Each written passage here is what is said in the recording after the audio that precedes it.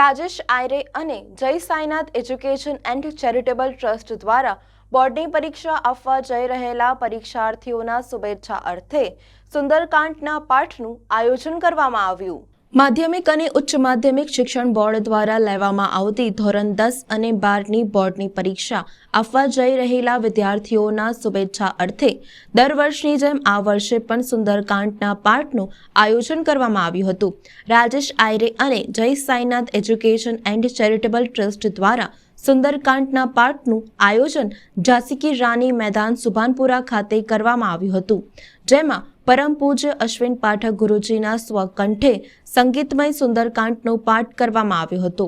બળબુદ્ધિના દાતા એવા હનુમાનજી મહારાજની કૃપા સૌ પર રહે તે માટે વિશેષ પ્રાર્થના સાથે યોજાયેલા આ પાઠમાં રાવપુરા વિધાનસભાના ધારાસભ્ય અને ગુજરાત વિધાનસભાના મુખ્ય દંડક બાલકૃષ્ણ શુક્લ ખાસ ઉપસ્થિત રહ્યા હતા।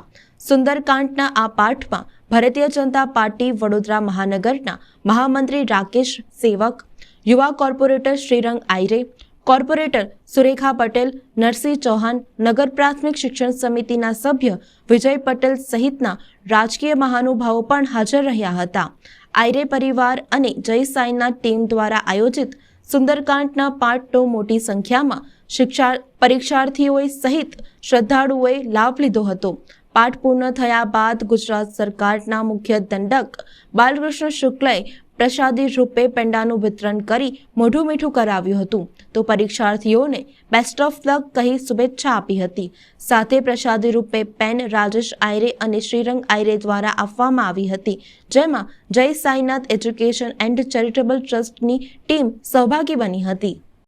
જય સાઈનાથ એજ્યુકેશન એન્ડ ચેરિટેબલ ટ્રસ્ટના માધ્યમથી દર વર્ષની જેમ આ વર્ષે પણ રાજેશ આયરે દ્વારા તેમજ હું શ્રીરંગ આયરે દ્વારા દર વર્ષની જેમ આ વર્ષે 10મા 12માના વિદ્યાર્થીઓને જ્યારે બોર્ડની એક્ઝામ નજીક આવી રહી છે, બાળકો ડિપ્રેશનમાં ના આવી જાય તેની માટે થઈને બલબુદ્ધિના દાતા શ્રી બજરંગબલીનું આજના દિવસે અહીંયા સુંદરકાંડનું આયોજન કરવામાં આવ્યું હતું ને આ છેલ્લા કેટલાય વર્ષોથી અહીંયા આવી રીતે દર વર્ષની જેમ આ વર્ષે પણ અહીંયા સુંદરકાંડનું આયોજન કરવામાં આવ્યું હતું।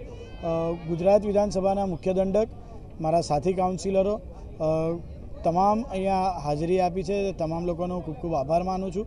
મોટી સંખ્યામાં જે બાળકો બી 10મા 12માના અહીંયા જોડાયા છે તે તમામ લોકોનો હું ખૂબ ખૂબ આભાર માનું છું। અને અશ્વિન પાઠકજીના સુંદર કંઠે દર વખતની જેમ આ વખતે પણ આજે સુંદરકાંડનું જે આખું આયોજન થયું છે એ તમામ સાઈનાથ એજ્યુકેશન ચેરિટેબલ ટ્રસ્ટની તમામ ટીમનો પણ હું ખૂબ ખૂબ આભાર માનું છું કે આવી જ રીતે દર વખતની જેમ આવા કાર્યક્રમો થતા રહે છે। બાળકોને પ્રેરણારૂપ પૂરું પાડવા માટેનું આજનું આયોજન અહીંયા તમામ જે બાળકો અમારી સાથે જોડાયા તેમના વાલીઓ પણ જોડાયા, અહીંયાના રહીશો જે વિસ્તારના નાગરિકો છે તે પણ જોડાયા, તે તમામનો હું ખૂબ ખૂબ આભાર માનું છું। જય જય શ્રી રામ। સમગ્ર દેશભરને અને ખાસ કરીને ગુજરાતની અંદર, ગુજરાત એ સંસ્કારી નગરી છે, સાથે સાથે શૈક્ષણિક નગરી છે। દર વર્ષની અંદર બલબુદ્ધિ કે દાતા એવા હનુમાન દાદા કે જેની આપણે ખાલી આરાધના કરીએ, જેની ભક્તિ કરીએ તો એક આપણને એક એવું મોટિવેશન મળે છે, એવી એક તાકાત મળે છે। અને તાકાત જ્યારે 10મા ધોરણ અને 12મા ધોરણનો વિદ્યાર્થી પોતાની સ્કૂલ છોડીને જ્યારે બહારની સ્કૂલોમાં એક્ઝામ આપવા જાય છે ત્યારે એને મેન્ટલી પ્રિપેર કરવા માટે બલબુદ્ધિ કે દાતા એવા ખાસ કરીને તમે જુઓ છો કે દર વર્ષની જેમ આ વર્ષે પણ પરમ પૂજ્ય અશ્વિનભાઈ પાઠક કે જે નિઃશુલ્ક મારા કેટલાય વર્ષોથી એમને એક બુક કરેલો છે કે આ વિદ્યાર્થીઓને હર હંમેશ આ જ રીતના પાઠ અમે કરાવતા રહીએ। અને આજે તમે જુઓ કે મોટી સંખ્યાની અંદર અને ગુજરાત વિધાનસભાના દંડક અને રાવપુરાના ધારાસભ્ય શ્રી બાળુભાઈ એમને દરેક દીકરાઓને પેન પેડા આપી એમને મોટિવેશન માટે એ લોકોને શુભેચ્છા પાઠવી છે। સમગ્ર આયરે પરિવાર, સમગ્ર સાઈનાથ એજ્યુકેશન ચેરિટેબલ, અમારા વિસ્તારના કોર્પોરેટરો, સૌ લોકો અને ખાસ કરીને દરેક માતા પિતાઓને પણ શુભેચ્છા પાઠવી છે।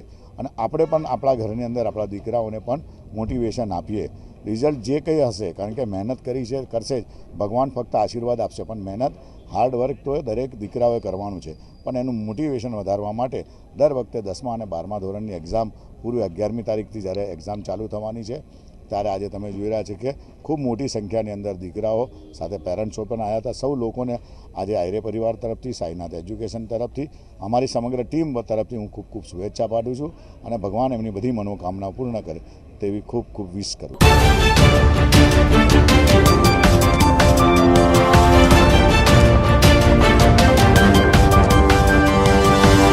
Audio